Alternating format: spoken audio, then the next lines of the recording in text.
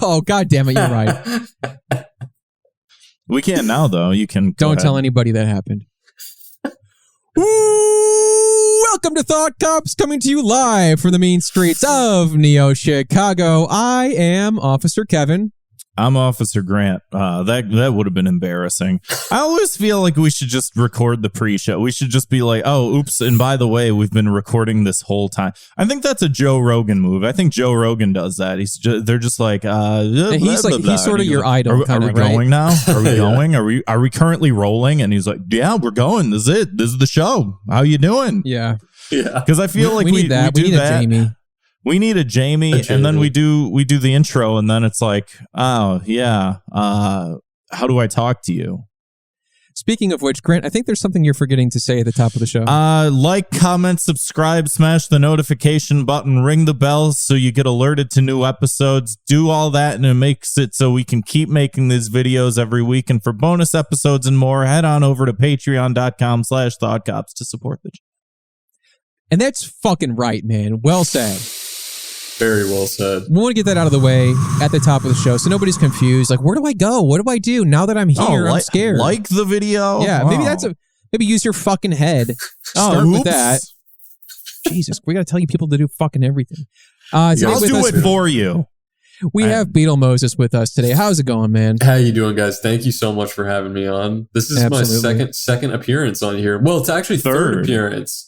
Third appearance, yes. Second solo appearance. I'm without my husband. Well, the old ball and chain. The old ball and chain. Now you can speak untethered. I know, untethered. Truthful. Yeah, total honest truth. Yeah. I know I mentioned last time that like you guys gave us the podcast bug to begin with, and now we're and now you've surpassed us tenfold. I suppose. Well, I don't know. It's like we're in an interesting phase right now where it feels like we have a very like really dedicated, loyal, like core audience, as I'm sure you guys have too, right? Like you hit a point where it's like you've got people that are listening into every show, and you see the same commenters and stuff. And I think like we're at a point where we're like we're having ideas for like changing the formula, mixing it up, but you know, I never know if that's the case. I don't know if it's just time, like just sticking with the same thing and letting people find it, or you have to like kind of be big and don't ask us for advice. I don't have any. Well, I do have one piece of advice I can give you is do the show for 5.5 years. Don't listen to him. And then just rebrand it to season 2. That's kind of what we did just hit a season 2 without really. I thought I saw you guys talking about a season 2, and I'm we've had a soft launch on season 2, which entails like a few different things. Like one of the big things that we're wheeling out, I guess I'll give you guys the Thought Cops exclusive, is that we've had a lot of like, we have a lot of friends of the podcast now. Like we do kind of what you guys do where we bring on guests who we think are interesting or fun. Oh, you bring on guests who you think you're interesting, and you're doing season 2 now. What else? What else? We're also guns that we're also rebranding. Audience. We're going to be called Mind Police. Also, it's about to be the new name of the show. God. But we are going to start wheeling out some episodes, hopefully in the near future, where we're doing sort of like Jimmy Timmy Power Hour moments, where we have like we bring back on some of the guests that we've already had on together. You know what I mean? Wait, like what is the Jimmy Timmy Power Hour? I'm only familiar with Jimmy and Brian Power Hour. Those are our friends from a different podcast. Oh, really? They're related. And they also steal from us too. Oh, do they? Yeah. You guys, we're actually very influential. I don't know if anyone knows this. We were the first podcast to use a Google Doc. I think that's probably true. Actually, we don't even have one. Dude, Jimmy Timmy Power Hour. What? You guys are my age, right? How old are you guys? We're a little bit older. Are you? Yeah, I'm 33. That's not that much older. I would say you guys don't remember when there was on Nickelodeon, they did a combination episode with Jimmy Neutron and Timmy Turner, like Fairly Odd Parents, where they each swapped universes. I thought that this was some sort of like Opie and Anthony type, like New York radio show. Oh, no. Like Jimmy Timmy Power Hour. Yeah. No, Jimmy Timmy Power Hour was an iconic part of my childhood, I'm sure, and many other Nickelodeon. Were you guys Nickelodeon heads, or were you Cartoon Network? I dabbled, yeah. I dabbled. Nickelodeon, Cartoon Network, Toon Disney if I was really down bad. Yeah, Toon Disney was all right. I mean, I watched some Disney Channel, but I was never like really big into it. I was actually one of these kids. My dad, he eased up a little bit as we got older, obviously, but like I was not allowed to watch a lot of cartoons that were on Cartoon Network because my dad said they would like melt my brain, basically. Like I was not allowed Satan to watch. would get in, yeah. Well, not even the Satan thing. And it would always be like the two shows that come to mind. I was not allowed to watch Ed, Ed and Eddie as a kid, which is interesting. Honestly, smart, I think. My dad probably because they like eat boogers on that show and stuff, which is hilarious. But I think my dad walked in on my brother and I watching an episode, and he was like, you're not watching this. And then the same happened with Billy and Mandy, which actually cut me deep, because at that point I had already been watching The Grim Adventures of Billy and Mandy for a while, for like a year. And then I think it was the same deal. Like he happened to overhear an episode that was especially inane. Did you guys watch that show as a kid? I watched that, bit, yeah. A little bit. Little bit. It was funny. I mean, it was groundbreaking. Great show. Like, I mean, the animation was incredible. The concept was bizarre. It was super dark and twisted. It's a fun idea. But some of the jokes are like really dumb, like extremely dumb, and so I think my dad like, again, more like booger eating fart jokes, like repetitive. Like I think of the episode where Billy was just going like, he's going like, destroy us all, destroy us all, destroy us all. And for like 30 minutes, like it doesn't stop. And I'm pretty sure it was that episode that my dad walked in the room and he was like, you are not allowed to watch. Like he couldn't. Should have been like, actually, Dad, I learned this on YouTube. Billy stands for the ego and Mandy stands for the super ego. And, the Is that real? He's the id. Oh, that's interesting. I think that there's sort of some... But yeah, that's like I'm doing like a philosophy of the Grim Adventures of Billy. Yeah, that's awesome on YouTube. That's awesome. Can you imagine raising kids now and it's like you're not allowed to watch that? Well, actually, I saw a video essay on YouTube. I saw a 4-hour-long super eye patch wolf video. Literally, I mean, explaining why you're stupid. Harris, I did see like I knew other parents when I was a kid who didn't want their kids to watch a show, not because it was like offensive or anything, but because it was like too stupid. Yes. And then it was like going to like melt their minds. We did grow up in a golden age of like really dumb. I mean, it's interesting even now to see, obviously, like the media landscape has changed a lot. And if I had kids, I would worry more about them watching content on YouTube because it's way stupider than what's on TV. You don't know like, who the fuck is doing what. You don't know, right? Because it's unregulated. It's completely unregulated. But it's like, my kid won't even go to the damn toilet anymore. Exactly. But I actually do think that we live in a time where exactly. What is that? What is that fucking skibbity toilet? I don't know. We've talked about it like 4 times and I still don't know. It's one of those things where I'm almost too embarrassed to ask at this point because it's just gonna like age dox me to all of my followers if I'm just what is this? I said on this podcast. I said on this podcast, I was like, that's not like a thing you can buy at Home Depot. Yeah, like literally. It's just like, yeah, skibbity toilet. Yeah. Skibbity toilet. Everybody's talking about that shit. And I see people talking about it online that, I used to do this a lot more and I still do it like subconsciously where I'm reading somebody's tweet or a post online and I immediately assume that like they're my age. And like, I have come to terms with the fact that it's just not true. Like so much of Twitter is so much younger than me, which is weird to think about. But but we did grow up, I think, in an era where it was way more appropriate for like really asinine, dumb cartoons to be allowed on TV. Cartoon Network especially was really trailblazing like the stupid cartoon thing. I will say, I will go back and rewatch like episodes of SpongeBob and be like, this is like genius. Yes, I don't like this is like heady next level 100%. Shit. Like the type of shit. But I do feel like Ed, and Eddie will give you ADHD if you watch too much of it. Like I know that you can't get it that way, but I think you can with that show. I mean, there were shows that were openly like really graphic and stupid. Like Ren and Stimpy was one that comes to mind that like even as an adult you can watch those episodes now and they're like properly disturbing. Like it's that was the one I was not allowed to watch as a kid. I was allowed to watch The Simpsons, but I was not allowed to watch Ren and Stimpy. I get it, honestly. Like The Simpsons, even though it does deal with adult themes, it's like PG-13. It like exists within certain parameters, but Ren and Stimpy was so off the rails that it like, I could understand parents being like, I just don't know what to expect from this show. Like, I vividly remember that intro coming on and just like knowing one of my parents would be like over the shoulder, like, nope. No, turn it off. Yeah. Isn't there something weird with the creator of Ren and Stimpy? Yeah, Is he like a CP guy? I think he was getting into a lot of stuff, grooming or something like that. Yeah, which I think was. What did my parents know? What did they know? That no one they else knew. Yeah. Well, it's like that's the joke that people were pulling back when like all these accusations came out about Marilyn Manson being, like not really a cool guy behind the scenes and doing some not okay stuff to some of his like groupies and fans. And people were like, all of those Christian moms in the 90s were right about him all along because they were like, this man's the devil. And it's like a stop clock is once or twice a day. However the fucking phrase goes. Exactly. I hate that phrase, though. I feel like it gives so much credence to just like people who are never right. It's the most evil people.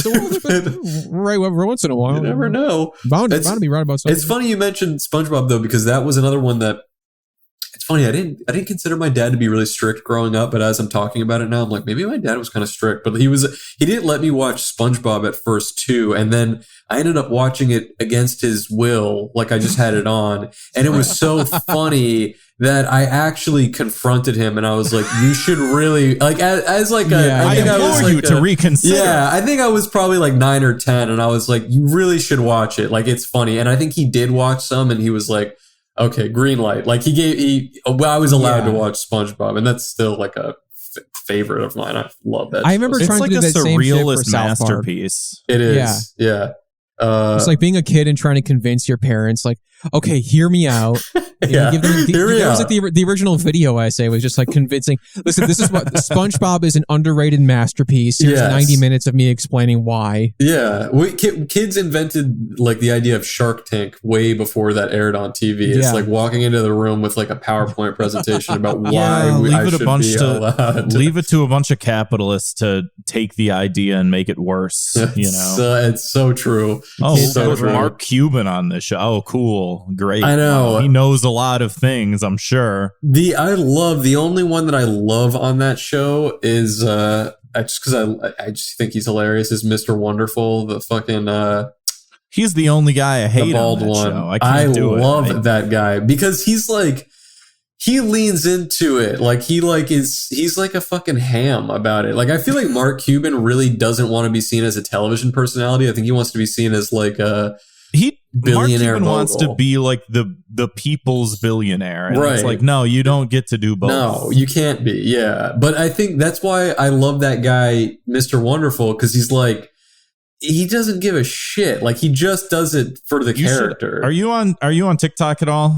Not really. Not these days. Well, if you're not, then don't heed my advice. But he has a TikTok channel, and he will just go on there and just be like, people that work from home, they don't work for me. They're losers. Get out of your pajamas. And he's just like rage bait to it's just like rage rile bait. Up Gen Z. Like I don't think he even cares. He doesn't care at he's all. Playing a character. It's totally a character. I really think that he's underneath all that, he's just a big teddy bear, but I think he loves doing that shit to just get people really like pissed off. He just loves being a heel. He's like, I know everybody probably hates me by default, but I want to see how far I can take this. Yes, and I actually appreciate that. He did run for politics though up in Canada. Did he really? Maybe he is like a bad guy. Oh, maybe he is. I don't know anything about that. All right, Whatever. People at home, viewers at home, if Kevin O'Leary has really done some fucked up shit to you that I don't know about, I'm sorry. I just think he's funny on Shark Tank. He's the one that makes me LOL.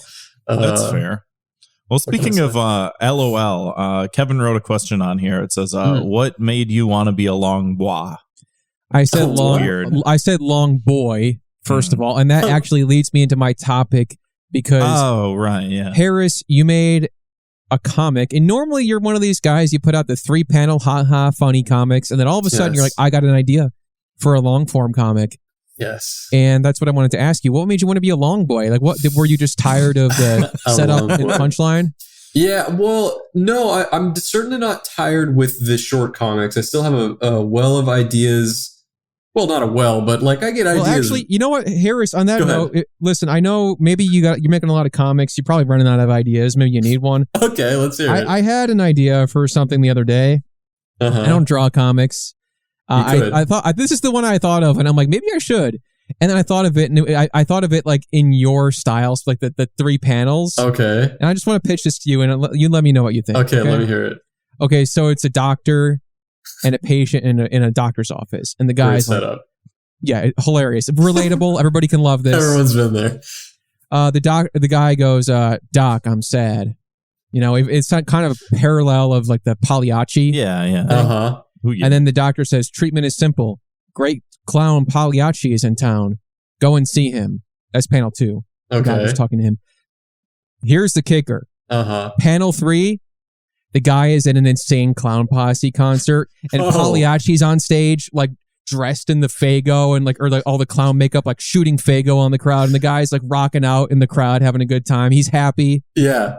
That's it. Like he honestly, really not bad. Like he actually really did need it. Like rather than like it actually was a good diagnosis by the doctor. Right, yeah, that's really funny. Do you know actually that like I was like as you were telling that story, I thought what you were gonna say was the punch. And that's a great. It's going in the notes. Unless I really do think you should draw that if you wanted to. Well, if you decide to, I'll tell you the same thing I told Cheesy Manfredo when he was on the show, because I had a joke and he's like, "Oh, I'm going to draw that into a comic." I'm like, "You better put my watermark on that." Oh, the watermark? Okay.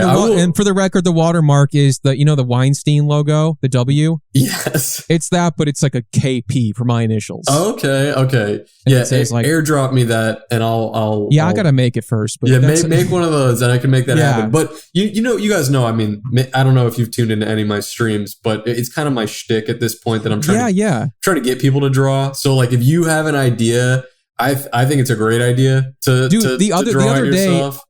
Like I'm busy a lot of times lately, and the other day I actually did see your stream go up, and I thought about that comic. I'm like, damn, I should get in there, man. I gotta get it. You should get in there. I mean, dude, like the whole thing is, I mean, we were talking about AI before. Wait, hang on. I have like 2 different things I want to tell you. First of all, what I thought the Pagliacci joke was going to be was that setup where the doctor's like, "Oh, you should go see Pagliacci," and rather than the guy being like, "But I am Pagliacci," it turns out that the doctor is actually Pagliacci, and he's like, "Dude, this is the easiest money ever." Like he's literally just like running a fucking That'd be scheme. Good too. He's like, but I he's like a the starving ICP. artist. Like nobody's coming to my shows. Yeah, literally, he's like, go see like Pagliacci. He's like, dude, easy money.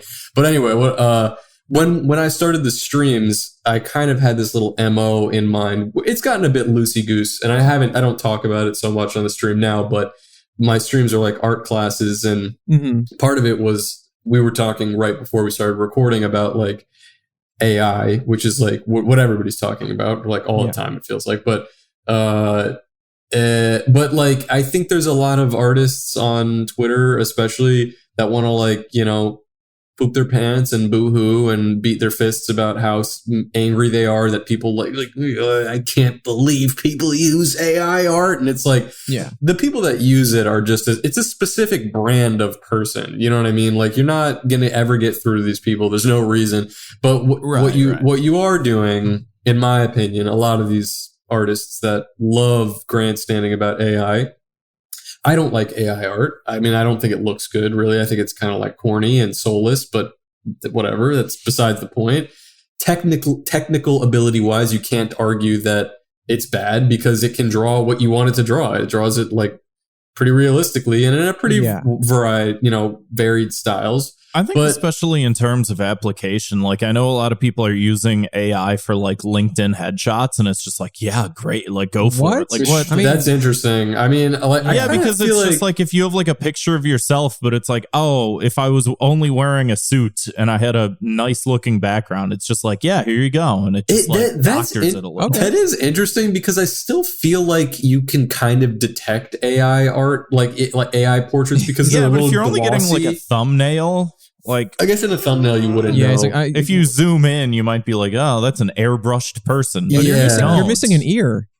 Yeah, it's like, that's a weird, or you have like 2 earlobes or some random, like 6 fingers. Yeah, like I feel like, I mean, at the time of us recording this, we can be like, haha, AI doesn't look anything, it looks stupid. And then what's going to happen is like in a month, it's going to look like damn near exact. But the whole thing is, when I started the stream, I was kind of like, okay, maybe the wrong way to deal with this is to try to fight with every crypto head AI bro on Twitter, which is, you've already lost. I mean, you've already lost. That's like ridiculous. Yeah. And rather than that, pissing into the wind. Exactly. There's just no reason for it. But rather than that, you can just try to encourage people who are, maybe never have drawn or are just starting drawing, or even if they're like pretty far down their path, but they've lost their way because they're not making money doing it, and now they don't enjoy it anymore. Like, you could encourage those people to just draw for fun, and have fun, because that's really what we want people to be doing, is just drawing, you know what I mean? And like expressing themselves. You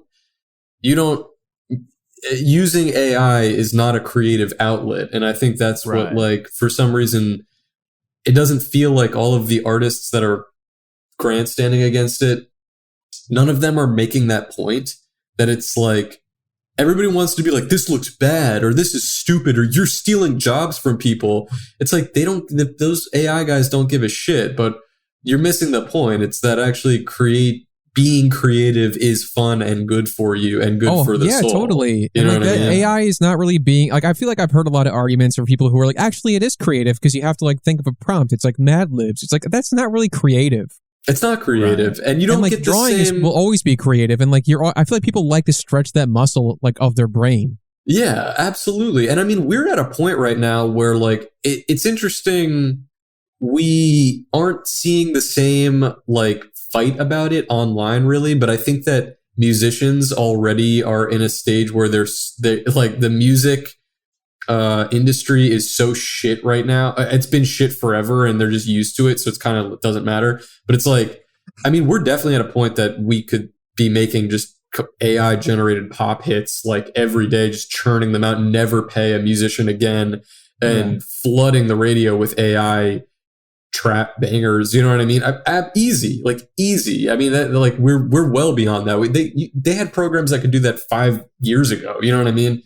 But it's like, people still want to be musicians, and it doesn't really seem like people are fighting back against AI musicianship. So why are artists so scared of AI? You know what I mean? Taking their jobs and taking their souls, when it's kind of like, well, don't you trust that people want a certain level of authenticity from their art, like just like they want it from their music? Like, why would that? You know what I mean? Like, I've never once considered like, oh, I got to stop making comics. I should become a plumber because there's no money in comics. You know what I mean? It's like, I mean, I wonder if like there's a certain level to that where like some of those battles have maybe already been kind of fought a little bit, because for music, you mean?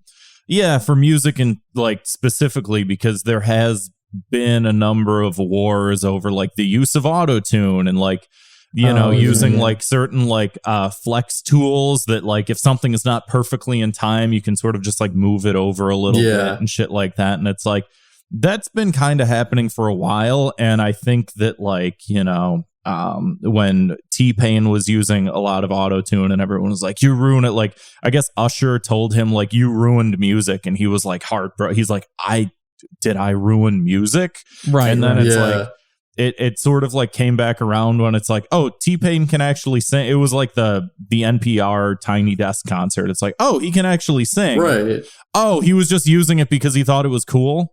Yeah. Oh, nobody fucking cares. And, that sort of thing where it's just like, it's all like, these are all just tools, and it's the way that you use. Yeah. The way that you use tools and shit like that. And like, I think that a lot of musicians at this point are sort of like aware of the fact that it's like, yeah, my producer's probably using auto-tune on me, and they're probably like editing shit around and stuff like that. But like, it's harder to do with like, I don't know. I guess Photoshop, like you can Photoshop an image. Like, I feel like that's not as taboo. I mean, I've never used AI like an art program before for any reason. Like, first of all, I'm kind of like a monkey anyway. Like, I just don't really know how to do any of that shit. But like, I also like I mean, the only application I could see myself using, like an AI art program in the future that would be akin to like T-Pain using autotune for his music to kind of like, you know, get a certain sound or a certain quality to his music, which I think is interesting. It's funny. I've never heard that story that Usher told him he ruined music, because actually it's like T-Pain actually wheeled in an entirely new era for music. And there's actually a lot of artists that heavily use autotune that I like, you know what I mean? That I think sound really good. But also it's not like, I don't think it's, in some ways it's dominated the music industry because the biggest pop hits all use autotune, even if you don't know that it's using autotune. Well, yeah, because it's like the like how much you crank certain variables. Like you can have it like, you know, just sort of like smooth things out when you're a little out of pitch, or you can crank it to the max and like sing out of pitch on purpose, and then it sort of like keys you into like whatever chord or whatever like key change you're in or whatever the fuck. Yeah, and it's funny because I think like, I mean, like I actually like Future as a rapper, like the rapper Future, and like he uses autotune like crazy. He like turns it up, and he's not even really singing, so it just sounds like that warbly like You sound like a robot, man. You sound like a Everyone robot. wants to sound like a robot, but it sounds cool. But the other thing is that like, but nobody wants to be a robot. Nobody wants to be a robot. Well, that's a good point, though. I think that kind of rounds it all out, is because people like that it's a tool. Like autotune is a tool; it's not replacing musicians, right? Yeah. People are worried for like artists and writers and stuff that AI is going to not just be a tool, but will replace them entirely. Yes. I think that's the difference, maybe. And that's the difference. And I mean, like, what I think I would use maybe an AI like art program for is just to sometimes, I mean, I still use visual references using like Google Images, like when I need a person in a certain pose or like something like that. I use it a lot. You know what I mean? I have to look sometimes at a picture to know how to draw something, and a lot of the times I end up taking pictures of myself. Like I have a lot of photos of myself doing wacky poses or expressions because I need a visual reference. Right. Yeah. And I might,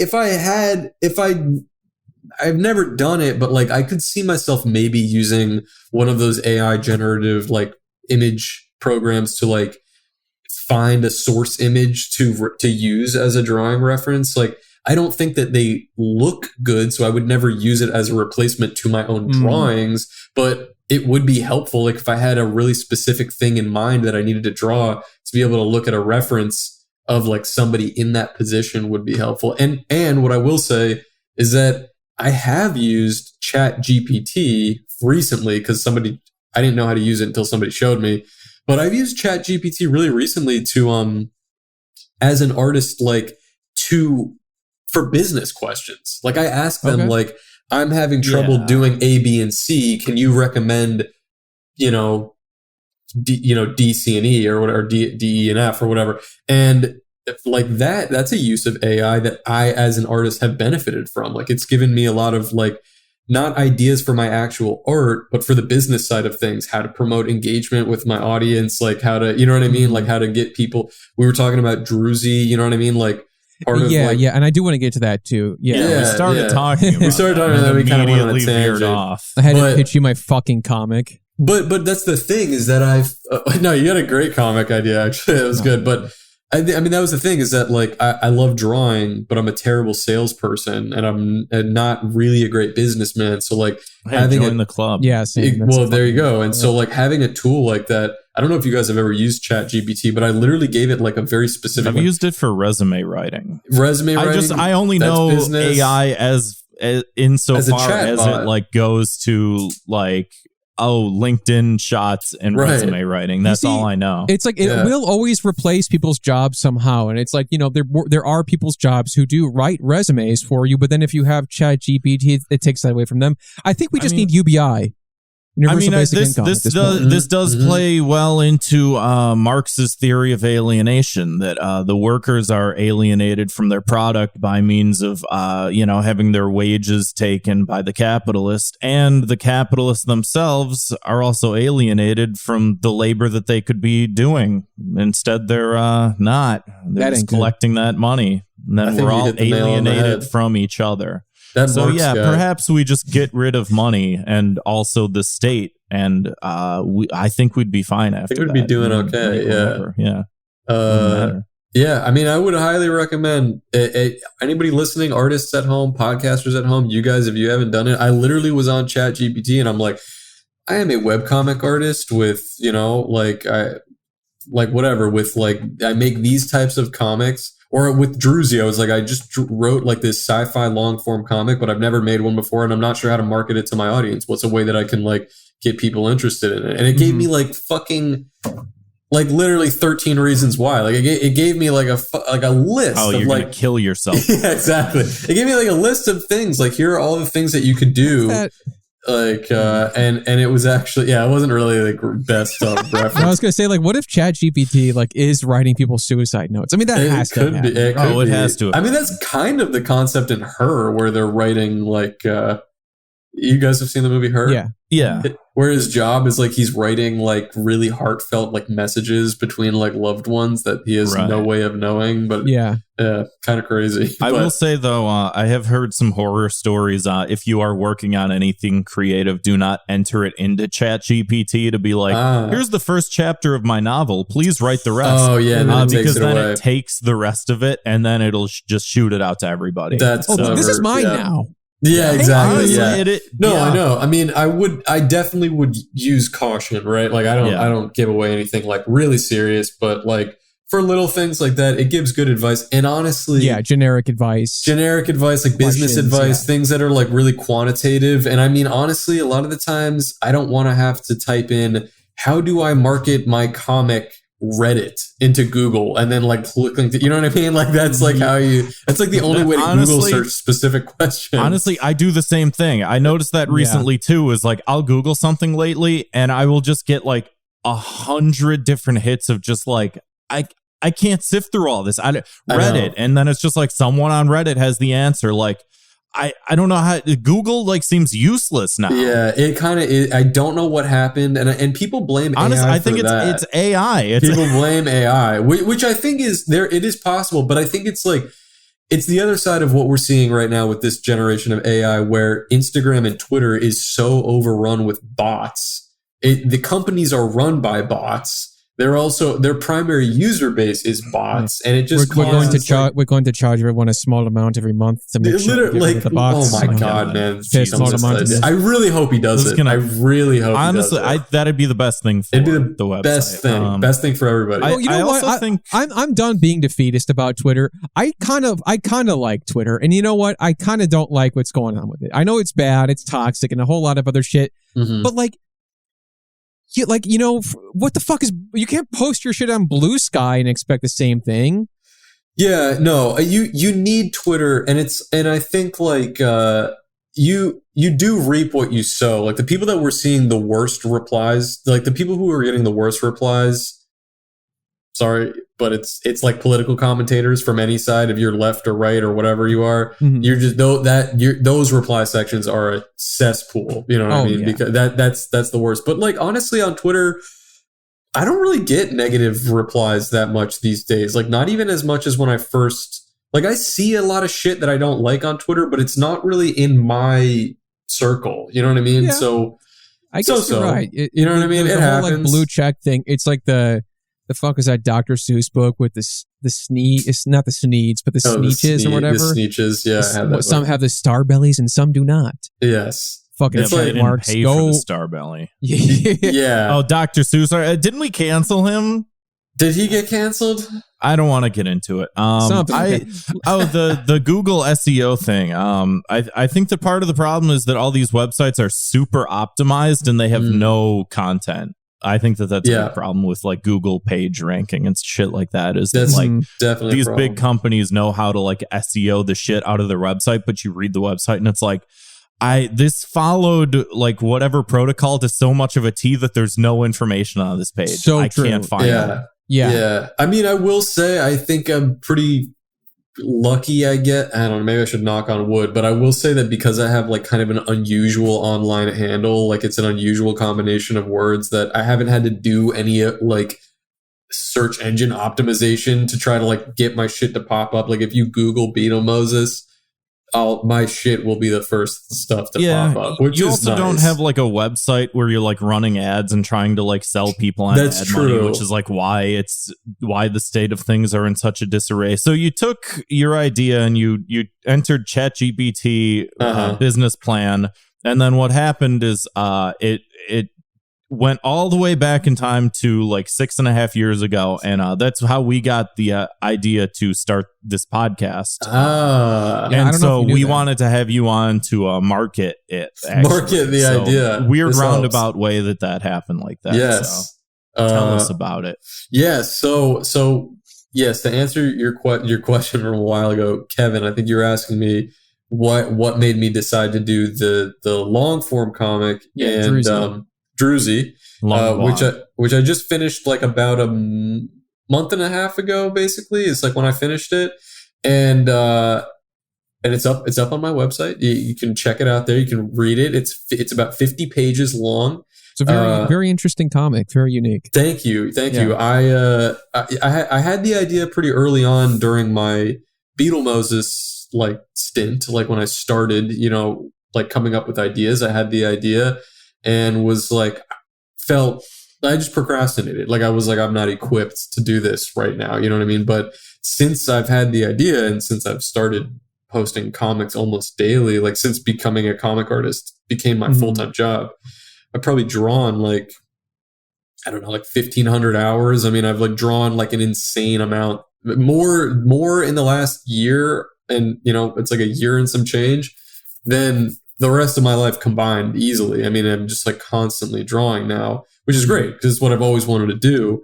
But I also have seen a lot of improvements in my own, abilities and also in my own confidence. Like even if there's something that I may not feel comfortable drawing, I'm like, well, like let me just give it a go. You know what I mean? I've drawn a lot of shit that for the first time now, so why not try something new? And then basically, it was a little bit opportunistic, but there's an indie comic publisher that was running for the first time. It was basically shared on Instagram. I saw one of my other mutuals and also an amazing comic artist who I would love to actually see you guys talk to. He's really funny. This guy, Alex Crocus. I don't know if you follow him. Me and him have known each other since we were kids. Are you serious? Yeah.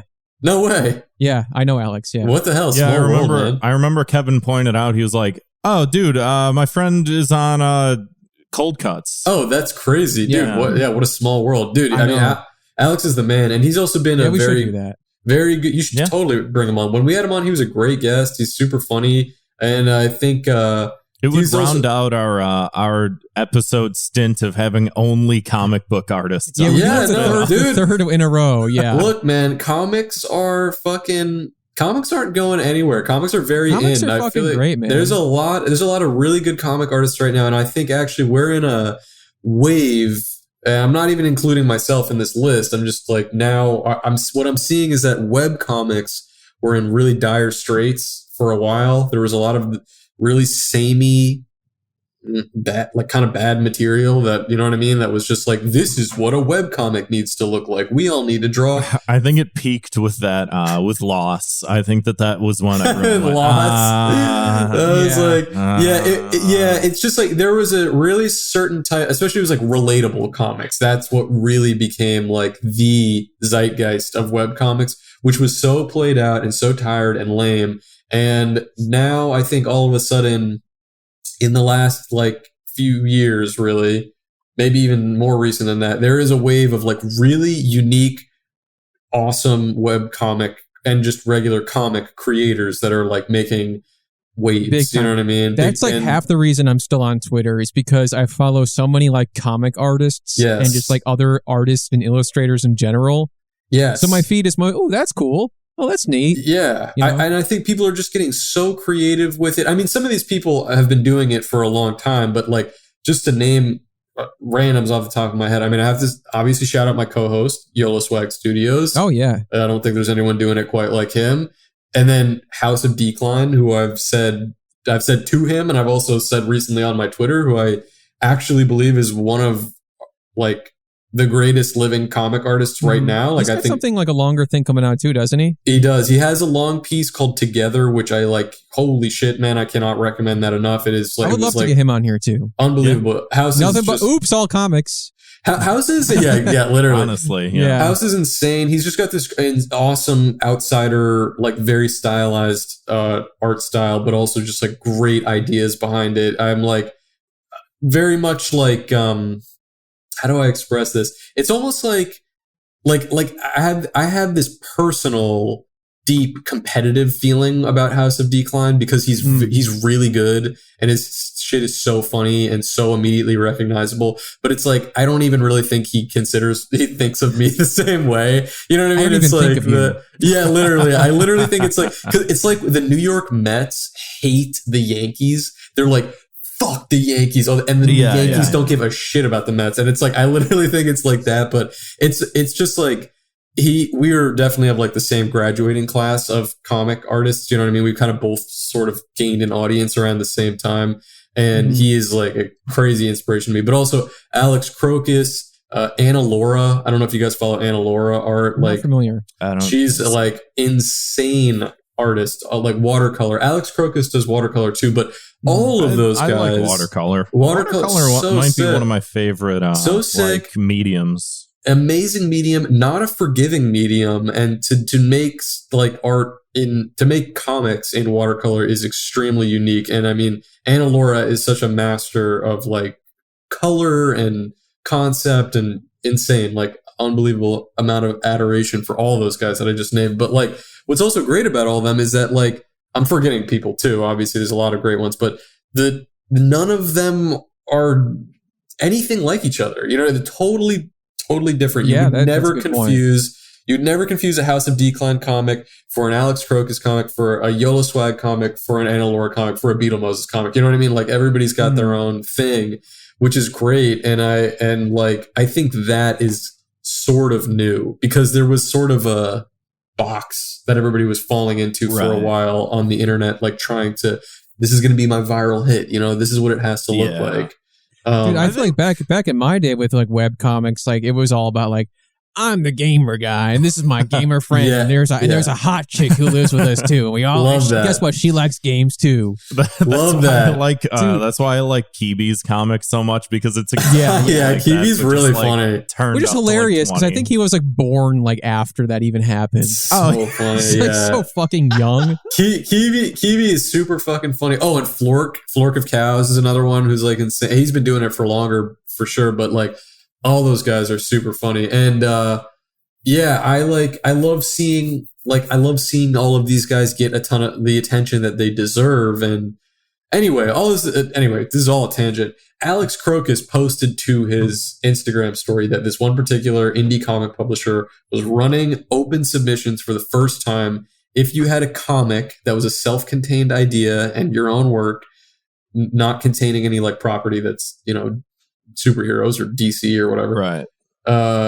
You could submit it to this comic publisher and they would consider it to print. And I had this idea. Is that Silver Sprocket? It is Silver Sprocket. Okay. Yeah, was the one. And I had this idea for Druzy a while ago. And at this point, when I saw that, I had like penciled, because you guys know I draw everything in my handy dandy notebook, and then I had pencil sketched, you know, like the first maybe like 11 or 12 pages. And then when I saw that, it was like, oh, that's going to be in the month of August. And I saw it in like June. And I was like, all right, I'm getting this shit done. I'm doing it. Like I got to get it done. And so I did. That was my like driving force to get it done before the end of August. And I mean, deadlines are good for that type of shit. It helps. Yeah. Especially because I'm not disciplined. My time management is shit. My organization is shit. Like, it's only easy for me to really get tunnel vision on something if somebody's like, this is the deadline. You know, you're going to miss it if you don't hit it. And so it pushed me to finish it, but I also really wanted it to be good. You know, I was like, okay, this is the first time I'm finishing like a long form piece, and I want people to believe that I can do it. You know, I want to prove to myself that I can do it too. So I really wanted to like round it out and make it like a piece that I was really proud of. And it came out. I'm proud of it. I mean, I'm proud of myself for finishing something that long, because it's the longest I've ever worked on a creative project of any medium. You know, like you guys know, like I do some painting too, but I've never worked on a painting for as long as I worked on Druzy. And so like, and I really tried to get all the details, like, you know, like just how I wanted them. Like I selected the color palette from a painting that I really liked. Yeah, I saw that. Yeah. That was actually not the idea to do that, but to share that on my story was from ChatGPT, because I was trying to get people interested, and they were like, show some behind the scenes. Like, you know what? I got to give it to them. That was a good idea, because I thought that like it. Gotta hand it to them. You know what? Yeah. AI is all right. Yeah, no, I thought I saw that, and I was like, that actually is like it makes people feel like they're like a little bit like of an inside part of the process. It also makes your comics seem more unique, because it's like most people, it's like, well, most people probably don't put this much thought into their comics, but look what he did. Yeah, you know? Which they probably do, but they like, probably we do. don't see that. Yeah, I think it's common for people to use a swatch, like have a, you know, like swatches in art where they're like, these are going to be my colors, so that I'm not like, you know, like you want it to have some sense of unity. And so that's how it started. Like I was like, let me find like a piece that has a lot of really vibrant colors, that especially with a lot of greens, because Druzy takes place in a jungle setting. So I needed something that was very like forested like that. And it ended up working out really well. Like I'm really happy with how it came out. And I submitted to Silver Sprocket and actually like a handful of other indie comic publishers, just to feel like, yeah, let me just throw it at a bunch of these guys. And all of them have like a turnaround time. They're like, if you haven't heard from us in 6 weeks, you know, thanks, but sorry, it ain't happening. And it's been about like 4 weeks, I think. So like, that's actually nice of them. I wish that other people had that consideration sometimes. So it's not Jover, but even if it doesn't get selected, I mean, it's the type of thing that like I'm really happy that I have it under my belt. It's something that I'll continue to shop around for a bit, but I'm kind of in the process of starting to write what I'd like to be my next long piece. And like now I kind of feel invigorated by the idea of a long piece, rather than like, oh God, all right, let me try to get this done. And also just because like I like the idea of branching out, doing other things. You know what I mean? You guys are creative, so you know how that feels. Is like, I'm a creative. You're creative. You guys are creative. Podcasting is creative. Yeah. Talking, it's like creative. I do think it is. You know, I feel like there's like this habit that podcasters have, like in most shows I listen to, where they kind of talk down about podcasting. Dude, this is the fucking easiest job in the world. This and that. And they're not totally wrong, but like it's the easiest job in the world when you have a big glowing red room in Texas that yields you $10 million a month. Yeah, for the amount of money that they make, maybe it's easy. But for the rest of us who are not making that much, spend a little more time on Wikipedia if I was making that much money. That's true, a little more research. Do a little basic groundwork. I really don't like that glowing red tube that he's doing that shit in now. Anyway, I know that he like probably just thought it was going to be memeable or cool, but I'm like, I get that sense that if I was sitting in there, I would have a panic attack. Like while I was sitting there. Like Kramer when the chicken place opens up across the street from him. It just is like it's too much. And like even his old one at least had like a brick wall and like an American flag or something. I was going to say, like one of the older setups that he had a bunch of like celebrity when someone takes your picture when like you get arrested. Oh, mugshot. He had a bunch of celebrity mugshots. He had Elvis's mugshot. He had Rosa Parks' mugshot. I was thinking it would have been cool if he had Donald Trump's mugshot. Oh, dude. But he doesn't have the mugshot wall anymore. That would be pretty iconic, honestly. Yeah, that fucking mugshot, man. It's like, we're in such a weird phase right now where like Donald Trump has just like, he is just like degraded, like disintegrated into this like bizarre spectacle that I'm almost like I'm not voting for him. I don't want him to be president again. But like I almost have this feeling that I'm just like, I almost miss the memes a little bit. Like you cannot deny the memes were funny. The policies, not so much. No, the policy's not funny. But the man is just a natural, like he was built for showbiz. Like you put him in front of a camera and you get content. Like everything he says, most of it, I don't even think he knows what he's saying, but it's just immediately like, did you see this shit about where he's talking about windmills killing whales or something like that? Did you see this clip? I did, yeah.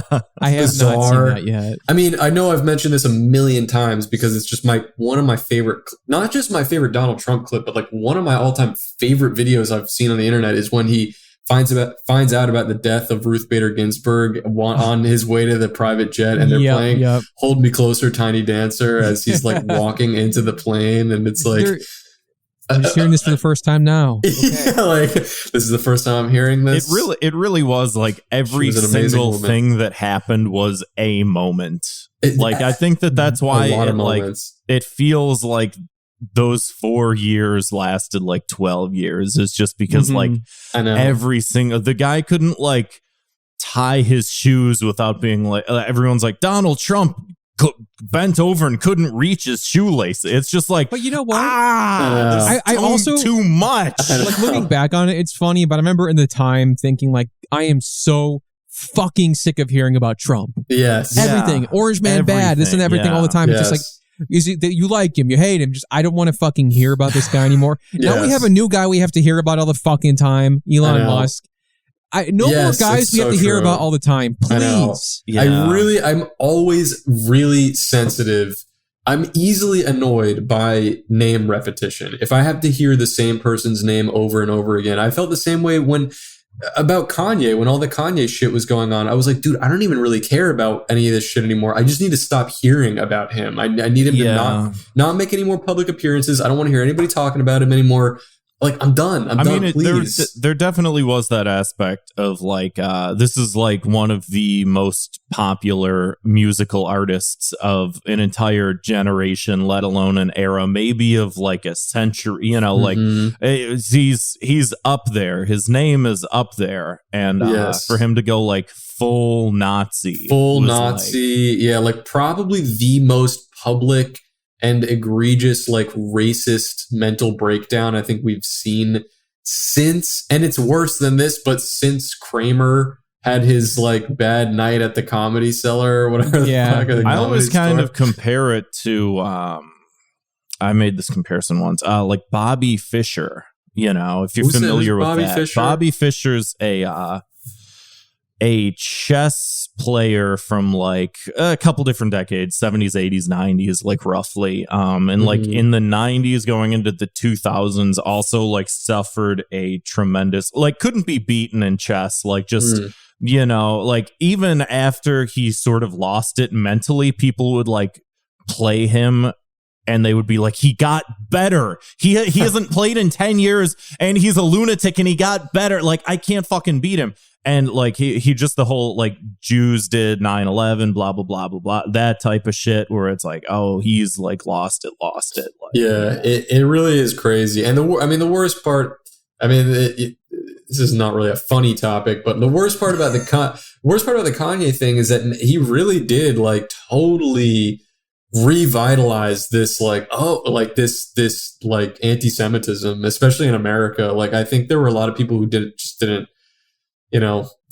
weren't even thinking about the Jews, which is like pretty much how I would prefer things to be. Like I don't need you to be considering me or anything like that. And then the fact that he put this on public display and then it just wheeled in a whole like crowd of people, black, white, of all types of backgrounds and ethnicities, Cuban or Asian. 2 days of playing. Never mind. That's good. That just are like, maybe Kanye is telling the truth. Maybe there is something to this. And it's like, that sucks that people would think that, because we have known that Kanye has been on like a 7-year mental breakdown, like a spiraling, highly publicized mental breakdown. And the fact that this seemed to be possibly the most defining and explosive moment, and people are like, maybe he has a point. I'm like, dude, this Have you been paying attention? Have you been watching any of this other crap? Like, I mean, everybody was in agreement that he was an insane person up until he started talking about the Jews, and all of a sudden people were like, low key, Kanye might have a point here, and it's like, come on, man, alarming. I'm 100% with you. I've never been like a Kanye guy. I never really liked his music. There was a point in time where I was like, let me like listen to it so I can at least whatever. And there's like some stuff that I like, but I remember like seeing video interviews of like him on like Jimmy Kimmel, and he would just like, Kimmel would just sort of like back off and let him like talk, and Kanye would just like for like 20 minutes just like be like ranting about like I don't even know what, and I'd read the comments and people would be like, you know, he's spitting facts, and I'd be like, he hasn't said anything. I don't get it. Like, weird. Yeah, have I mean, lost the fucking plot? Like, if you say things confidently enough, people will just buy into it, and that's what Kanye is just like overconfident. You know what I mean? He just like says things like really loudly and brashly. Some people like that really are just sort of like Rorschach tests for like the general public. Just like, oh, he said it, I was thinking it. It's like, he didn't say anything. Yeah, same thing with Donald Trump. Anything. Donald Trump could just forget to say a word, and they're like, the word he forgot to say. That's 26 divided by 2 times 7 and 13 is 9/11. He's sending us messages. Exactly. Like, you're schizophrenic. Oh yeah, dude. I mean, that all like. There is a serious schizophrenia issue, I think, in America. I really do think there's a lot of undiagnosed, like 100%. There's people posting, dude, I just got, this is not really relevant, but somewhat relevant. Do you guys get, okay, on a scale of 1 to 10, how bizarre and unhinged are your sponsored, like, Instagram stories? Like when you're flipping through stories and you get a sponsored one, would you say it's like Instagram all that much? Do you get okay? Because like I mean, I'm sure there are people out there that just get like, oh, try the new Whopper, you know, at Burger King for a limited time. I get a lot of like targeted shit that's like, oh, you were looking at these pants, do you want to buy them? And it's like, get this on. Dude, I get the most unhinged like people just sponsoring, like paying to promote their own stories. And it just gets pushed to my page. And I think because I keep engaging with them, because I'm just like, there you go. What is this profile? I get more of it. And right before we hopped on, I wish I still had it pulled up. Wait, maybe I actually can find it, because I think I sent it to somebody. Right before we hopped on, I got a bizarre, oh, here it is. Yeah, I did. I sent it to somebody, so I do have it. This woman's entire account, I think she's probably like a 50 or 60-year-old woman. Her entire account is just like pictures of Johnny Depp and like weird audio tracking. You're not going to be able to hear it, but it was just like a slideshow of Johnny Depp. And it says something like, let me, you know, like take you on a magic journey or something like that. And then the audio just cuts out right here and it's totally silent. And it just keeps flipping through images. Yeah. And I was like, okay, what the fuck is this? And I went to her profile. I don't get these or anything like this, to be honest. Yeah, I don't get it. I've never seen anything like this. I get I'm kind of disappointed, actually. I kind of wish I got this. Dude, it's all I get. And so her whole profile is basically just pictures of Johnny Depp or like reels of them. And if I go to the comments, because I thought, okay, this is sponsored, so people are going to be like, yo, what the fuck is this? Dude, all of the comments are a bunch of emojis and it says, beautiful Johnny Depp. I love you. Like, let me be your wife. Like just on this random like account, I'm like, man, that stuff is like so depressing, dude. Do you ever think like, because obviously a lot of that has to be like some sort of bots, they pick up on keywords, whatever. You know, we post something on the Thought Cops Instagram and just like 20 comments appear, and it's just like posted on Chicago Empire. Yeah, obviously there's got to be a lot of bots and shit like that, but like. I wonder to what degree, this would be an interesting question for like a person that's a scientist that can craft studies.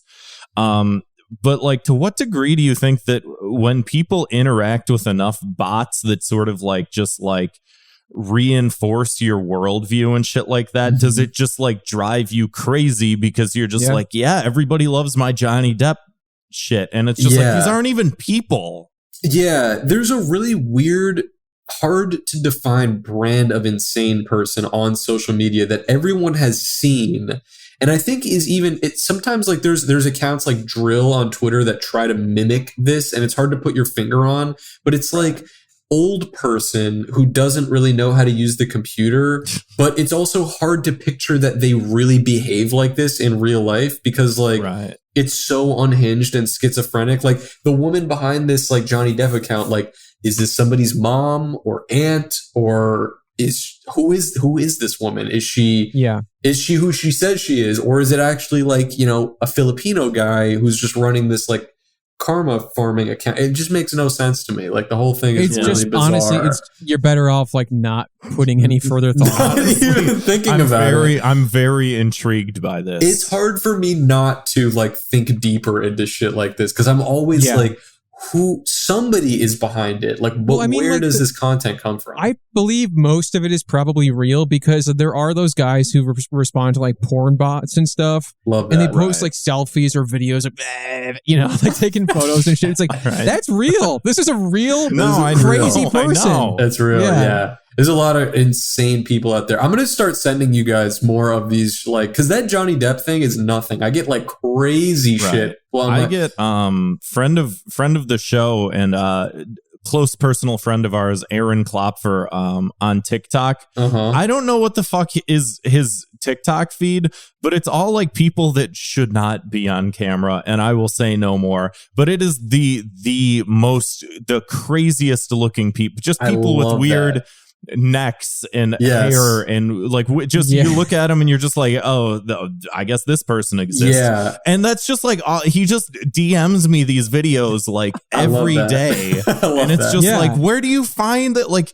this many people exist that are like this, and they're like making these weird videos on purpose of like, look at how weird I look, and it's just like there's a whole subgenre of weird circus freak people, but there's no more circuses anymore. I know, it's crazy. And actually, I mean, you asked me earlier on in the episode if I'm a TikTok user, and I don't use it like at all these days, but I did like. You want to sail the open seas of mental illness. That's that's why I love it so much. No, I know. I mean, back in 2020, like over like, I mean, during that time when I had nothing going on, like during COVID especially, I was on TikTok, and I mean, there is not a more robust algorithm on any social media than the one that you will find on TikTok. Like it is, it shows you the most insanely specific, curated to your preferences material. The darkest corners of your mind. It's bizarre. And quickly, I mean, you can spend like a week on the app basically, and all of a sudden you are getting these like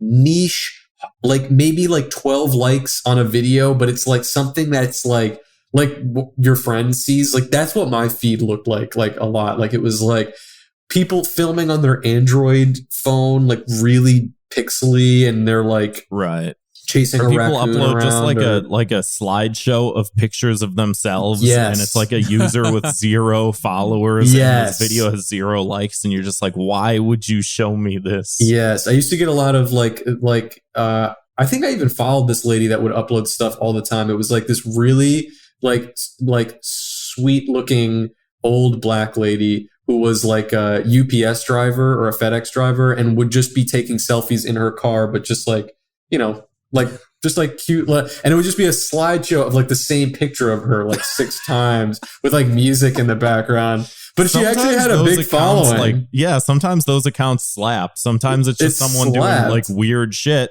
and you're just like, I get it. I get that this is a thing. You know, there's a charm to it. You're like, this person will do me no irony. harm. I love this. It's not even. The thing is, I know. It's like weirdly not ironic, and then people are just like, "Yeah, you go." Yeah, it's. I think it's what's refreshing, and I know that TikTok gets dunked on because they're like, "Oh, that one's for kids," and it's bizarre and stuff. But actually, I think more so on TikTok than even what you find on any other apps is like you find the most uncurated, insane shit than I think you will on other corners of the internet, because it has such a large user base.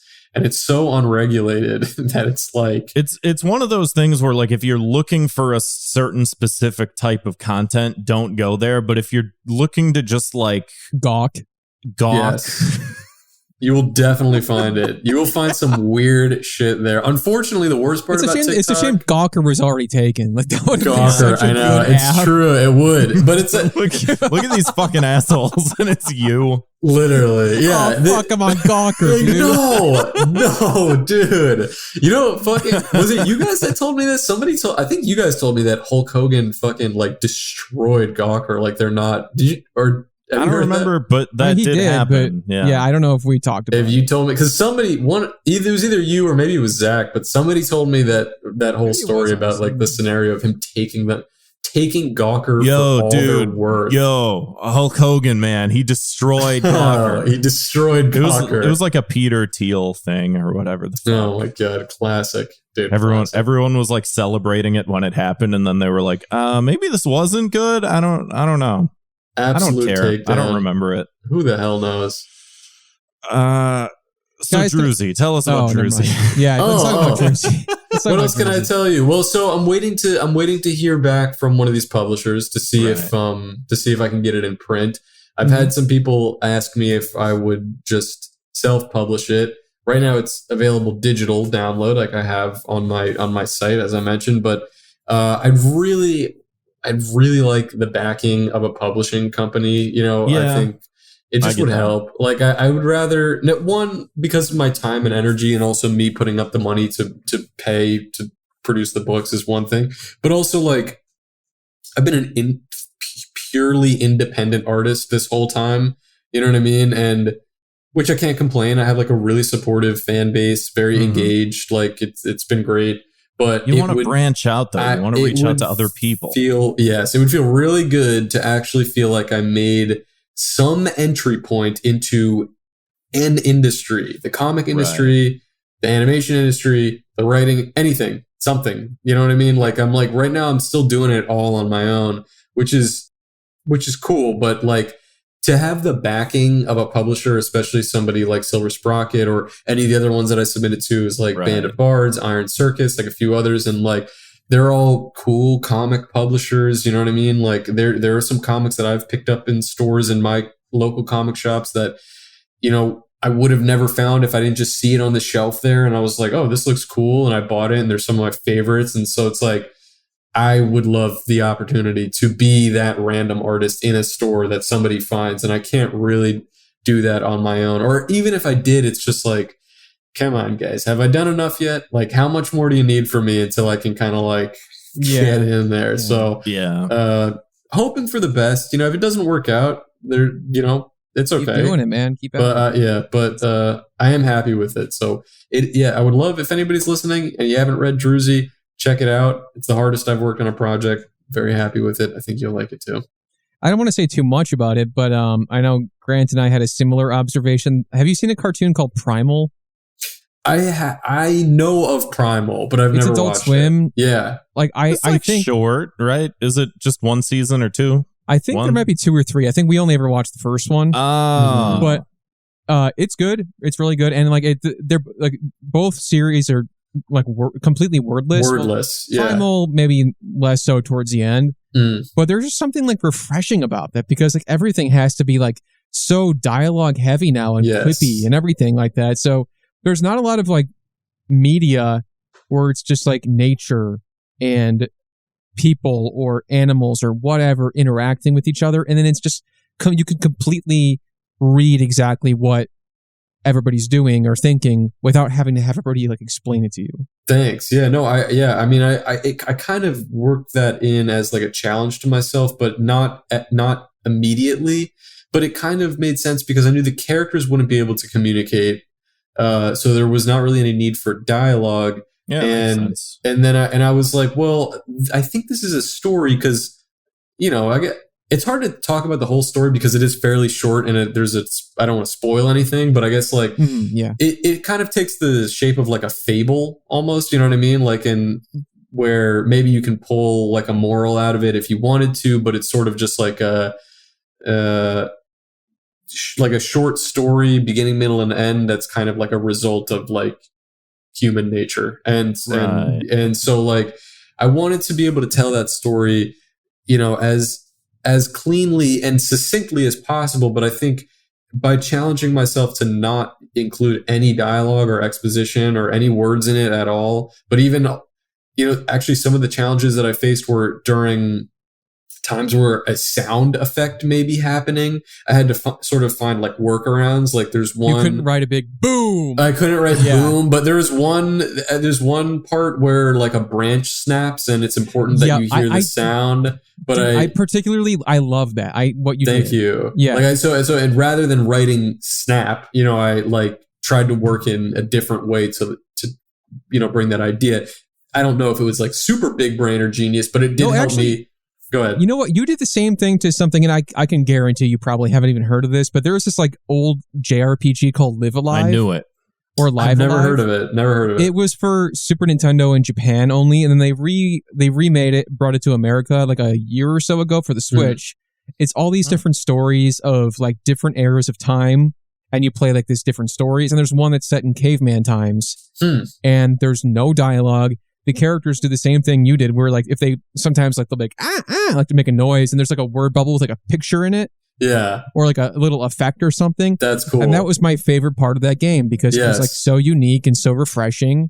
Yeah, and just like I got it. Say no more. Yeah, and like stylistically, it like sets you apart from other people that may just sort of conventionally like, you know, when you create like obstacles like that for yourself, it's like, oh well, let me see what I can do that's gonna be different than what other people are doing, sort of. Yeah, you know. Yeah, I think like I wanted to create something like that, and also, but the trade-off with that is that I really did want to try to focus on within my own wheelhouse, because like I'm not the most technically incredible artist, but like I think I'm pretty good at drawing my ideas, like just translating them onto paper. But I wanted to create something that was as vibrant and lush looking as possible to make up for the fact that it was wordless. You know, something has to be engaging about it, and because dialogue is going to draw you in. Sometimes you want to like read it, but it goes to kind of what we were saying. I mean, I don't want to throw shade at this guy, but I do not like this guy's webcomics. He's extremely established, so it doesn't matter what I say. But the guy, we already know. Do you know who it is? I'm like frothing, waiting to find out to see if I also hate them. I don't know who it is. It's this guy. It's this comic super popular called XKCD, which is no, never mind. I thought you were going to go after Strange Planet. But yeah. Oh, Strange Planet. I know that one too. He's super established too, but that's a different story. But the guy Randall Munroe, I believe is his name.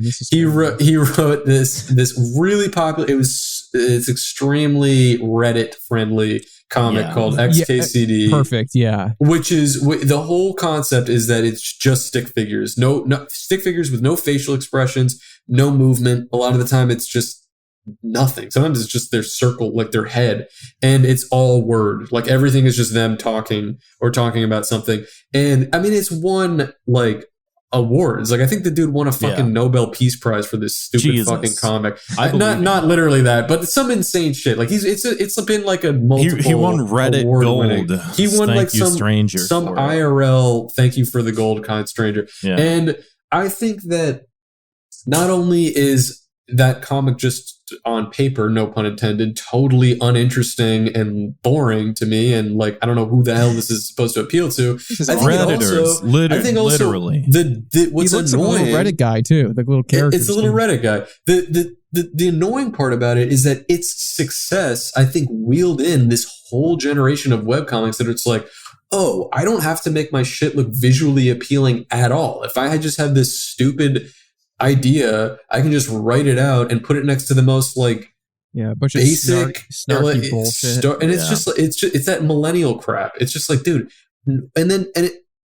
Personally, I'm like, I love being able to translate a comic, even especially my short form comics, wordlessly. Like if you can accomplish something without any words, that's, in my opinion, you've written the perfect comic, basically. You know what I mean? Like I think the words are almost like a crutch. You know, comics are like a visual medium, and obviously you need to use words to convey a lot of ideas, and there's a lot of amazing, you know, like comics. Like I just read Sin City. Have you guys read Sin City, like the comic before? I've only seen the movie. Bruh, fuck the movie. Dude, I'm telling you, go on thriftbooks.com, get yourself for like $4 a copy of Sin City, The Hard Goodbye.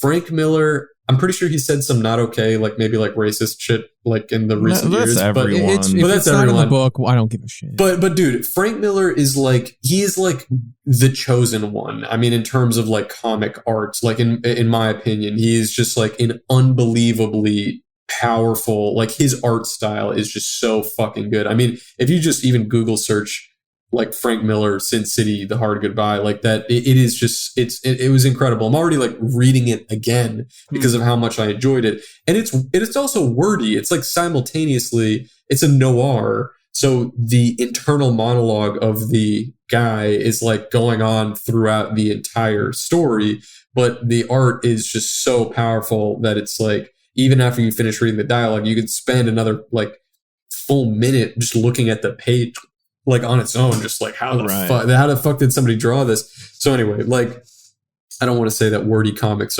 don't have any place, because I write comics with a lot of words too, but my MO is to make things look as funny or visually interesting as possible, and the words are only there as a vehicle to convey the idea if it needs to. You know what I mean? I was going to say this earlier, but I think one of my favorite things that you do consistently in like a lot of your comics is we lost it for a second. Can you hear me? I can hear you. Can you hear me? Okay, we lost Grant. Oh, shit. Yeah, I was just thinking about how it's been a while since this has happened. Since we've had like a technical difficulty. Because like last episode this happened a few times, and then like as I saw him freeze for a second, I was like, I don't think that's what just happened. Oh, Beetlemoses is the host now. I just got a notification. You are the host. I got that too. Yeah. Grant, forget to pay your electricity bill again. I don't know what the fuck. Come on, man. I don't know if it was Zoom or if it was my internet, because Zoom and the internet went down at the exact same time. Grant, you know that preamble you had at the beginning of the show? It keeps the lights on. Yeah, well, y'all better start donating more money to us. Patreon.com/ThoughtCops. Help us keep the internet on. As it turns out, you need the internet to do a podcast. Dire straits. That used to be me, man. Before I moved into this new place, it was like I had an Ethernet cable plugged into the shit at my house, and it's still like, I would still be... I remember. It like frozen. This shit was so annoying. Luckily, I'm in the clear somehow. No Ethernet cable. Amazing. Nice. Anyway, I heard that. Oh well, Grant, you were about to deliver a very heartfelt compliment to me before you got cut off. Yeah, I figure. Well, do you remember what it was? I'll give you this compliment, and then I guess we can move on to some voicemails. Yeah, that sounds good. The situational difficulties we've had here. That's okay. No, I was gonna say, I think one of the funniest thing, it always cracks me up every single time, and I'm imagining you're doing this on, you know what you're doing. You know exactly what you're doing is when you get that over the shoulder shot of a character, and you see their like lips and their protubule eyes. That's like my favorite thing. I know. And every single time you include that in a comic, I like get chuckle to myself. Dude, thank you. It's like the best angle. It's the funniest angle. It's conscious, and it's a direct rip from The Far Side. I mean, I don't know if you guys are fans of Gary Larson, like The Far Side, but never really followed it. But dude, he is okay.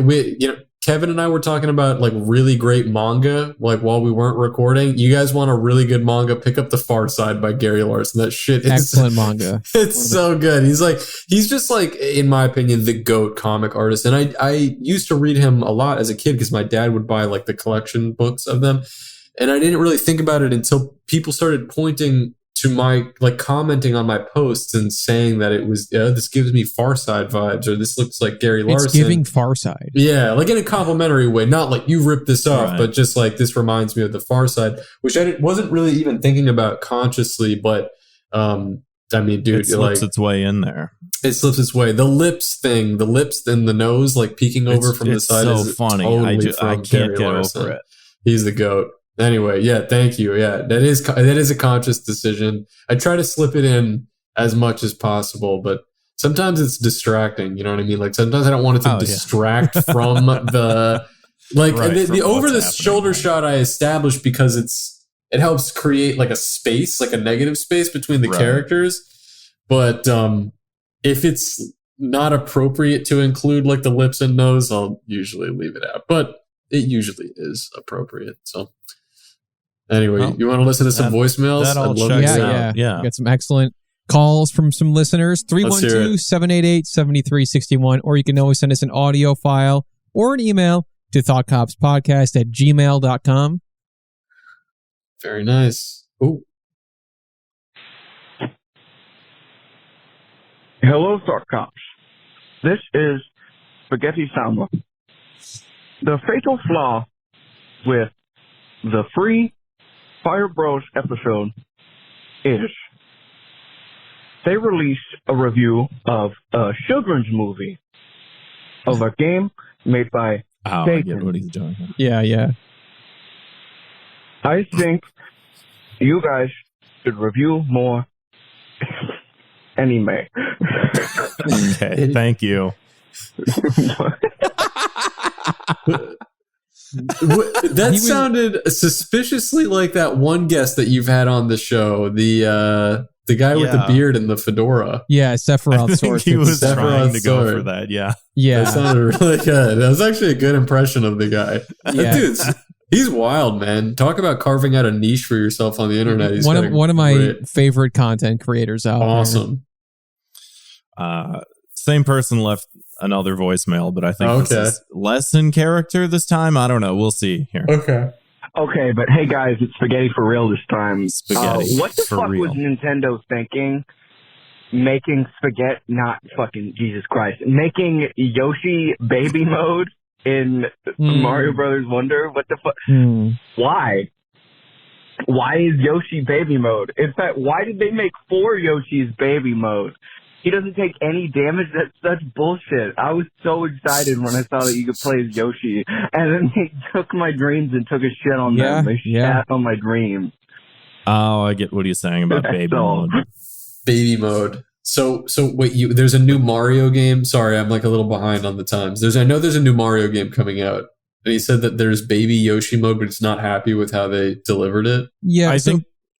Like, you go ahead. Yeah. Yeah. So, like in one of the recent Mario games, like there's this character Nabbit who you can play as, and he's like a sort of the character like you let your. I can picture him. Yeah, the Nabbit. I know. Yeah, you play like a little sibling or kid play as, and he just kind of to get to the level. You take no damage. He plays a little bit differently. You don't get all the same rewards for doing it, but it's just something to kind of get you through. They brought him back for the new Mario game, and they also have like Yoshi playable. But if you're Yoshi, you also don't take damage, and you have like the flutter jump from Yoshi's Island. Okay. Yeah, I did think that was kind of weird, actually. It's a little disappointing. Yeah, I guess like Yoshi like offers a more unique way to play the game. I think what it is because they said that Mario, Luigi, Peach, Toad, and Daisy will all play exactly the same in this game. Nobody's going to have any flutter jump or special anything. Interesting. So I think because Yoshi is so different, they're like, well, we'll just make him honestly mode. I kind of respect that because I like Luigi, but I never like playing as Luigi. He's too slippery. Yeah, he is different in the games, right? Like it wasn't just in your head, because sometimes people would be like, oh, you guys know you can unlock Master Chief in Super Smash Bros., but it was just like one of those word of mouth things. Like I always felt that way because people would be like, oh, Luigi he jumps higher, but then I would play the game and be like, is he jumping higher, or is it just he jumps higher, but he also jumps different. You know, he jumps different, and it throws my timing off and stuff, and I can't play it. I don't like it. Interesting. Yeah. Huh. Interesting decision. We'll see how it plays out. I trust Nintendo. Play out this voicemail. Hello, Thought Cops. I am leaving this message on behalf of my supreme leader, Harris Beetlemoses. I would like to make a formal statement that I think he is very cool and that he is not bigoted against Filipinos. Yeah. I think that's everything I'm supposed to say. Goodbye. All right. That guy said? That's fair. You did also bring up Filipinos earlier. I did bring up Filipinos earlier, which makes it look like really bad. But I don't think I was. I'm not actually bigoted towards Filipino people. Actually, one of my closest friends is Filipino. I love, and that, which also makes me sound bad. What's that? You and Zach talk about Filipino people a lot. It's kind of become sort of like the punchline joke where if somebody's saying something like, if we're talking about somebody who's saying something racist and it's like, they were saying some really mean things about, and we would just be like, Filipinos, but because it's like, what, nobody says anything about Filipino people. They're just like totally nice. Like, it's like, I'm sure some people are racist towards them probably, but it's just it's kind of a lol so random like race of people to point at because it's very specific. Yeah. It's very niche. Yeah. But anyway. Thank you for the voicemail. You need to make some friends with I forget, whatever. It doesn't matter. I'm pretty sure that was one of our patrons because I did mention that I was going on the podcast and I was like, you guys better. We got like 10 voicemails all. Oh, really? Oh, geez. All right. Bunch, So this is number 4. Got it. Hey, boys. Just calling in to say hey. I know who this is. Hope you're having a good evening. Got a question for all 3 of you. Halloween's coming up. What's the perfect costume? See you. It's a good question. Mm-hmm. Right to the point. That was trash. Grant's having a Halloween party for close friends. Okay. Yeah. You guys, you're not all invited just because you listen to the show. No, you got to do a podcast with the guy getting in. Yeah. I don't know what I'm going to be. Grant, do you know what you're going to be? No, not yet. I've made a list. I have about 10 options. The best costume is the cheapest to put together. I agree with that. The cheapest and the funniest. Yeah, I like funny costumes. My girlfriend is really into Halloween. I love Halloween too. We were talking about, we're bouncing around ideas. I think we're thinking about doing Michael Myers and Laurie, what's her name? From the movie Halloween.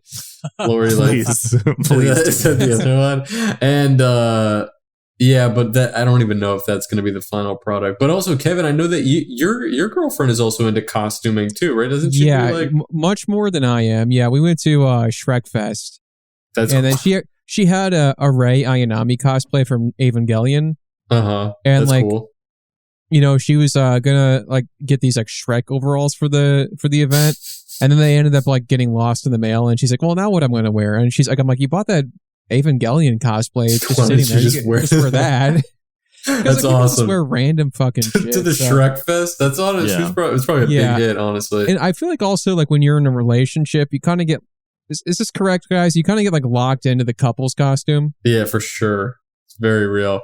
I don't know if it's a lock in, but it's definitely that needs to be priority number one. Is there's an expectation. You don't go there's the expectation, and you at least have to address it. You're not gonna I'm gonna be Ultraman, and you could be whatever the fuck. You can be whatever the hell you want. Yeah, which is kind of funny in and of itself. Yeah, it's gonna be a problem. Yeah.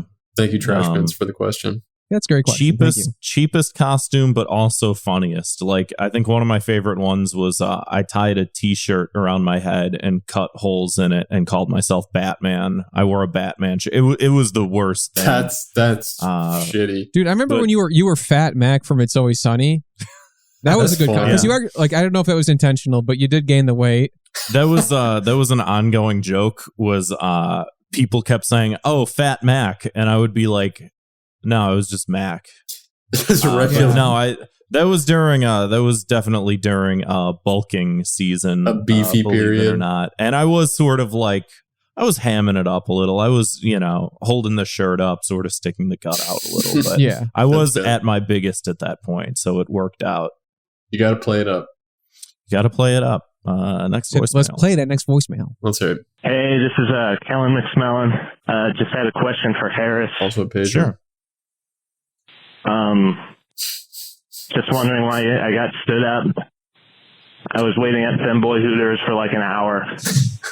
I don't know where I come from, at least. I think it means something when stick your thumb up someone's ass. So, yeah, really hurt, man. Where were you? What the fuck happened, man? Callan, dude, I'm sorry, man. You know, I totally forgot that I was supposed to be on this podcast, and I did not mean to stand you up at the Femboy Hooters. We could have met up and recorded. It slipped my mind. I'm all over the place. Callan, please, baby, don't leave me. I love that some of these voicemails are giving the vibe of like leaving like a prank phone call to like embarrass your friend with, and it's I know. Like, well, it's funny. I did just like message them. I sent a message and I was like, "Hey, leave a voicemail on here because I'm going to be on here." Because I was be really embarrassed at the thumb up his ass thing. Well, I was more afraid that I was going to hop on here and you're going to be like, "Yeah, we put out an open call for voicemails, but no one seemed to care, so we didn't get any." Listen, voicemails. that is an indictment of us, not the guest. That's why I was like, guys, you better call in because I don't want to be embarrassed that nobody gives a shit. No, that's about my appearance. No. Well, if you have no further words, we can. Okay, yeah, let's hear it. Go on to the next one. I could not be more excited. I see. I'm classic so podcast. I feel like I don't yawn all day, and then we start recording these episodes, and I'm trying to hide yawns left and right. I don't know. Me too, actually. It's like, really? I don't know what it is, man. Something about sitting down and speaking for an hour and a half. It'll do it to you. Yeah. It'll do it to you. Yo, Harris, it's your boy Young Dick, a.k.a. the Human Refrigerator. I was just wondering when you and Yola are going to release that whole album that you teased us with that one fucking video of you in Pennsylvania. We need the fucking tracks, brother. Peace. Great voicemail. Yeah, Zach and I did record and film a music video for a song. I saw that while I was in PA. I wanted to ask you about that, and I'll ask you briefly. Because when was the last time you'd seen Zach in person before that visit? Yeah, a long time, like college, because we were buddies in college, and that was probably like close to a decade ago. You know, like maybe 8 or 9 years ago. So was he as nude back then as he is now on Twitter? Yeah, he always has been into showing people his balls like unprompted. He always has been doing that. That's not a new thing. But it's also funny. It was funny to see him in person because it's like, you know, you guys are like this too because you're very short. He's like no, five. He's like 4'9". He's like Snooki. No, we're like the same height. But it's funny actually. When we first like saw each other in person, the first thing we both did was kind of just like, which one of us is taller? But we actually are about the same height. But I mean, you guys are like this too, I'm sure, because you guys are business partners. Like we're talking every day. You know, I see his face like every day. So when I actually went to go see him in person, it didn't feel like, oh my God, I haven't seen you in years. It was just like, yo, this is fresh. But yeah, we filmed a lot of good like IRL material. And one of the things that we did while we were out there was record that song. And it was like all in a 24-hour period that we recorded it. We had Frank Javsey mix it for us. Like we had the beat and the bars, and then but it sounded like shit. And then we sent it over to Frank Javsey, and he made it sound like really good. And then like the next morning, first thing in the morning, we woke up and we went down to the river to like film the music video for it. So it was like all in the same day. It was really fun. It's great filming stuff IRL. You guys are lucky that you're in the same place. It's just a different beast. You know, you get a different product from it. Those for sure. We haven't filmed anything in a long time, but you should. Skits are coming back in a big way. Hop on the skit train right now. I don't think that you're wrong, but that'll be decided in the coming days. Yeah, we'll figure it out. Because we've done a lot of like man on the street type stuff, and it's like always wanted to do more, and maybe we will. I don't know. Why not? Branch out. Speaking of branching out, this is the last voicemail. Let's hear it. Yo, what's up, gang? Shout out Beetlemoses. Just have a question. When is the #1 platinum Billboard single Muzzy coming to albums? Like vinyl. Coming to vinyl? Okay. CDs. Like cassettes. I'm talking it all, the whole works. When is it coming? I need it. Now. A lot of requests for big a lot of requests for the song. Yeah, no, I mean, we definitely want to record more. It was really fun. Zach has been, I mean, I love making music, but I don't love posting music. It's just not like my thing. You know what I mean? They're two different things. Yeah. I like having music and just letting it sit on the hard drive, and I'm usually not confident enough to actually put it out there. But Zach, I don't know, if you just go to YOLO Swag Studios, like his solo YouTube channel, most of his material is like songs, like parody songs, right? And they get a lot of they got a lot of views when he was putting them up there. So Mr. Gay Guy was a big one. Yeah, Mr. Gay Guy. There's a ton of wacky ones on there. Honestly, you could like he has like hours worth of like parody song material. So he's very big into like, bro, we should be putting more stuff out. And he was the one that sort of, you know, twisted my arm to record the bars, to record for Muzzy and all that stuff. So there will be more stuff down the pipeline. It's kind of like a, you know, push and pull between the two of us. Is Muzzy a reference to those old French commercials? Yeah. Yeah. Yeah, it was a reference to, I mean, I had to watch in elementary school for Spanish class, they would put on cartoons for Muzzy, which was supposed to help me learn how to, It had that like Schoolhouse Rock aesthetic, sort of a little bit, that like penciled in sort of whatever. Yes, yeah. Not quite squiggle vision, but he's referenced in a bar of the track there. Muzzy? If you'd like to. I'm gonna look up what this looks like. I think I'm confusing Muzzy and Babar. He looks like no, he's not. Yeah, Babar's great. Muzzy was like this blue green, like furry Sasquatch looking creature or something, right? Like this is one of the Golden Girls did a commercial for this. Yeah, he was.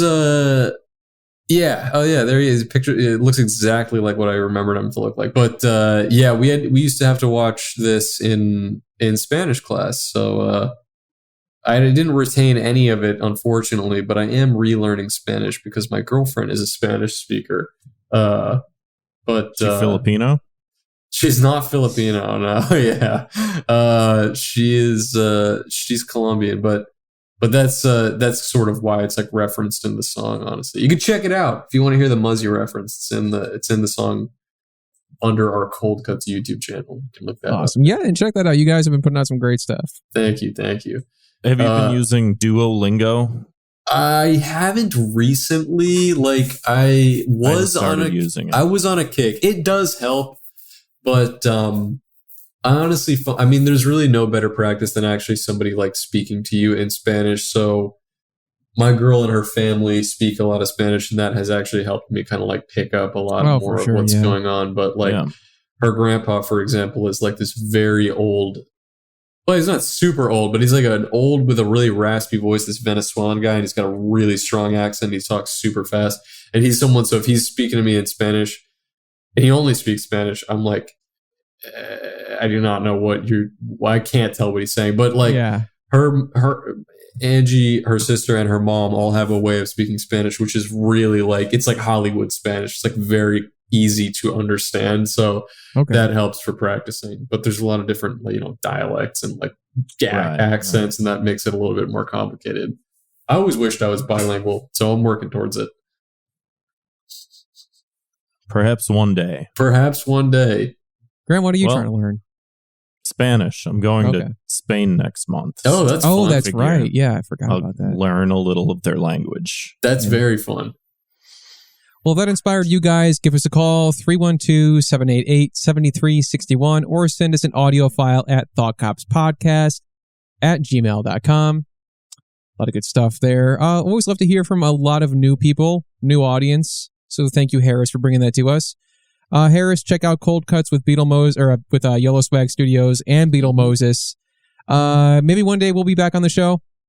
Yeah, you guys want to have Vaushan for the 37th time. I know. No, we'd love to have you back on. Yeah. We, I think like what we're also trying to do is like revamp. We want to get into animations more again. Like we were on a kick of animating for a while there too, which I think really also like showcases some of our skill sets. We can do voices, and I do a lot of impressions. Well, what comes with that is that we'd love to have other people on for like voice acting. So I actually think there might be a chance that we're cutting slightly back on our podcasts to make room for more animations. I think that might be what season 2 is going to look like a bit. So the podcast isn't going anywhere, but I know that we want to like start putting out more polished material like that, and you guys will 100% have a place on those as well. Yeah, cool, man. Well, we got a shining role in the upcoming Shrek 2 retold, so we could so that'd be great, along with like hundreds of other people. But